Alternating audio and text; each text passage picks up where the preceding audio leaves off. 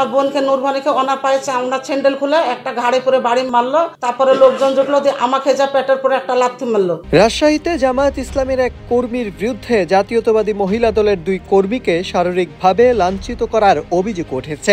ধানের শীষের পক্ষে প্রচারণা চালানোয় তাদের একজনকে স্যান্ডেল খুলে মারধর এবং আরেকজনকে পেটে লাথি মারার অভিযোগ করেছেন ভুক্তভোগীরা। 13 নভেম্বর বিএনপির ব্যানারে আয়োজিত সংবাদ সম্মেলনে এই অভিযোগ করা হয়।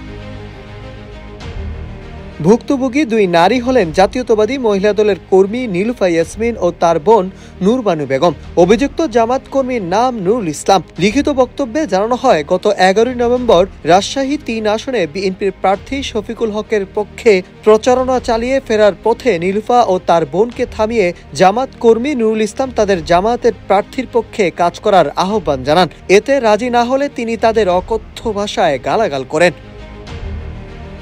এখন যে কোনো ব্র্যান্ডের পুরাতন এসি বদলে নতুন ওয়ালটন এসিতে উপভোগ করুন 25% ছাড়।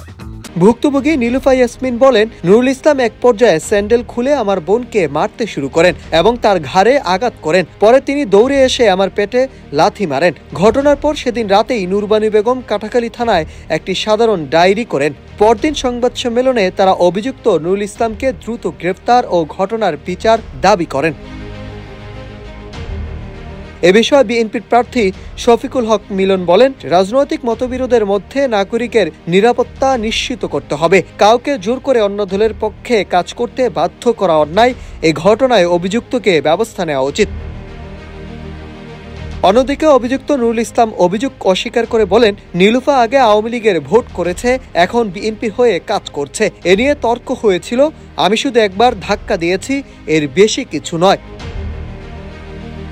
জানতে চাইলে পবা উপজেলার জামাতের আমির আজম আলী জানান, নুরুল ইসলাম জামাতের সমর্থক হলেও ওই দিনের ঘটনা সম্পর্কে তিনি কিছুই জানেন না। এদিকে কাটাখালী থানার ওসি আব্দুল মতিন বলেন, নূরবানু বেগমের করা চিঠিটি আদালতে পাঠানো হয়েছে। আদালত তদন্তের অনুমতি দিলে পুলিশ তদন্ত শুরু করবে। Nahid Hasan, news desk, Ittefaq.